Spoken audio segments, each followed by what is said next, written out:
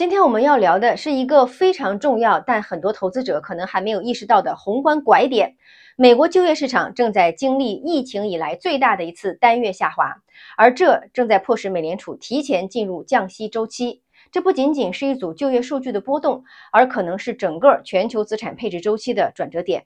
本来美国政府计划是在10月3号，也就是上周五发布官方的 BLS 就业报告，但是由于国会两党没能够及时通过政府拨款的法案，那美国政府关门了，劳工统计局的就业数据也因此被迫推迟了。这就让市场不得不依赖 ADP 就是私营部门就业报告和 Challenger 裁员报告来判断美国劳动力市场的真实状况，而这两份报告的数据可以说非常吓人。首先是这个 ADP， 9月 ADP 的数据显示，私营部门净减少就业岗位 3.2 万个，这是过去2年半以来的最大单月降幅。要知道过去这2年美国就业市场一直是紧俏的，是支撑美联储维持高利率的重要基础，而如今这个基础开始松动了。其次是 Challenger 报告，2025年截至9月底，美国企业累计宣布裁员人数高达 94.6 万人，比2024年同期暴增了 55%， 而且预计今年全年裁员的规模将会突破100万人。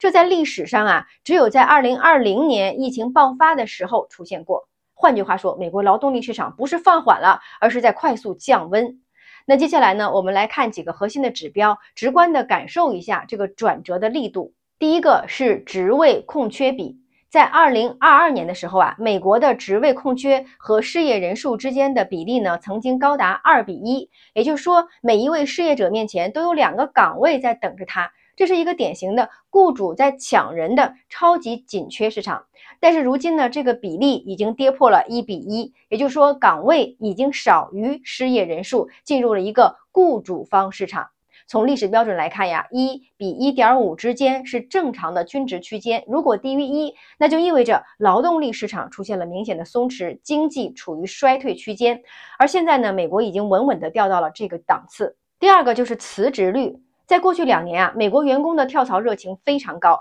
很多公司为了抢人，甚至开出了签约奖金，快速加薪。但是现在辞职率快速下降，这就说明员工对未来的就业信心大幅下滑，大家开始抱着现有的饭碗不放，这是劳动力市场冰点化的一个典型信号。最后我们再来看一下裁员的原因，这是 Challenger 报告当中特别有意思的一点。有些人可能会觉得是不是 AI 导致了大规模的裁员，实际上并不是。根据 Challenger 的数据今年美国因为 AI 直接造成的裁员人数只有 1.7 万人左右，在 94.6 万总数当中的占比非常低。真正的主要原因就是经济放缓、成本削减、重组和破产这类传统的经济周期型的因素。也就是说，这轮就业市场的下滑本质上是经济降温导致的需求收缩，而不是科技颠覆带来的结构性的替代。这点非常关键，因为这意味着美联储再不降息，那整个经济循环就会继续往下滑。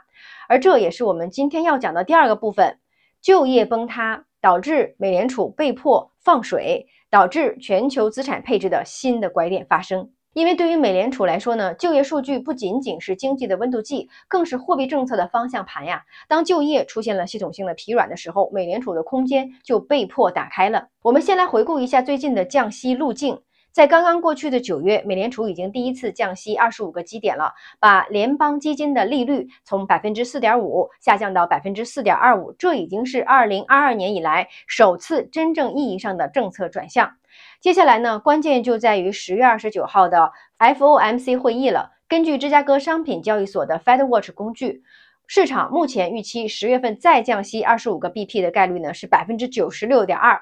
维持不变的概率只有 3.8%。换句话说，市场已经几乎锁定了美联储在10月会有第2次降息，这将把联邦基金的利率进一步降到 4%。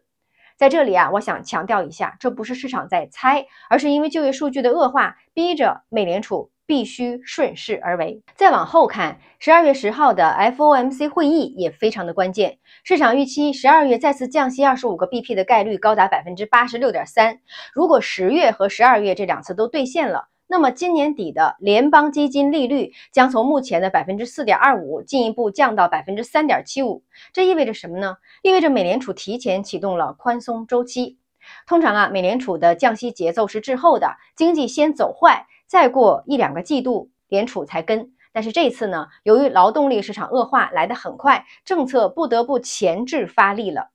在这里呢，还有一个你不能忽视的政治时间表，就是现任美联储主席鲍威尔的任期将在2026年5月到期。按照目前的民调和政治形势，特朗普大概率会换掉鲍威尔，换上一位支持激进宽松的新任主席。那这就意味着，从2025到2026年，美联储不仅会继续降息，甚至可能重启 QE， 释放更强的流动性。市场正在提前为这一情形定价。所以我们目前可以看到，美联储的政策轨迹呢，已经从暂停走向了明确的降息，而且这个节奏正在被就业的恶化和政治的预期共同的推动。重点不是这一次的降息，而是这是一个新的宽松周期的起点。这条路径被市场认可了，那么资产的价格逻辑会随之发生改变。那对于我们投资者来说呢，最关键的问题就是一轮新的宽松周期会如何影响全球资产的走势。今天呢，我用一个非常清晰的3步结构帮大家把这个逻辑理一遍。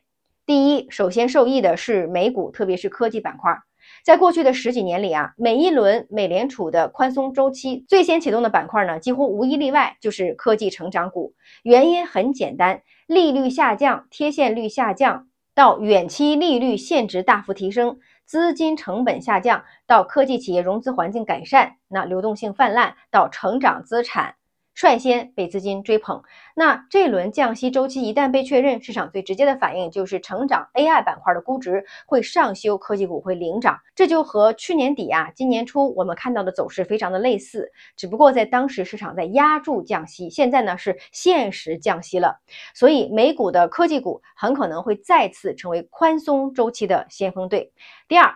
黄金和加密资产在宽松周期中会爆发。利率下行呢，意味着持有黄金的机会成本在下降，实际利率可能会转负，会导致黄金价格迎来一波强势的上行。流动性过剩会导致资金会流向对冲类资产和替代货币类的资产，比如比特币。大家回想一下2020年的那一轮疫情冲击，美联储快速降息加 QE， 黄金从1450美元一路拉升到接近2100美元每盎司，比特币呢从几千美元启动，开启了大牛市。而这一次就业崩塌叠加宽松前置，这种衰退加放水的组合，对于黄金、比特币来说呢，是最理想的宏观背景。所以我认为未来几个季度，我们很可能会看到黄金重新冲破历史高位，比特币重回主流的视野。第三，大宗商品和新兴市场的资产可能会出现补涨的行情，因为宽松周期的初期呢，大宗商品往往不是马上爆发，而是之后的反应。这背后的逻辑就是货币宽松会先影响金融市场，比如说科技股和黄金，然后呢，随着需求预期的恢复，才会慢慢的传导到实物经济和商品的价格。比如说铜、能源、农产品等等，往往会在降息开始后的2到4个季度出现第二波补涨。那这一点呢，对于中国投资者非常重要，因为很多 A 股的资源周期板块、港股的能源有色股以及商品的 ETF 都和这类周期密切相关。当然，还有一个容易被忽视的环节，就是中美利差和人民币资产。当美联储提前降息，而中国还处于稳健偏紧的货币环境的时候呢，中美利差可能会再次的拉大，短期内对人民币汇率会造成压力。这意味着海外的美元资产，比如说美股、黄金、商品 ETF 可能会阶段性的表现更强，人民币资产呢，则需要密切的观察中国国内的政策是否会跟进宽松，否则短期内会承压。但是从中长期看，如果中国也进入了宽松，叠加大宗商品的补涨，那人民币资产有机会出现相对低位的战略布局的窗口。所以呢，宽松周期的资产轮动顺序大概就是第一，科技股美股上的，然后是黄金、比特币，然后是大宗商品和新兴市场，最后呢是人民币资产的补涨。重点是节奏，而不是 all in 某一个品类。所以希望今天的节目能够给大家带来启发。我是苏涵，我们下期见。